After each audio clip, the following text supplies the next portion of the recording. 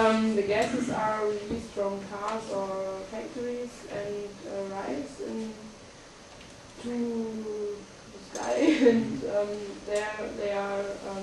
they react with the water in the clouds, and then they fall down as it falls down as a rain.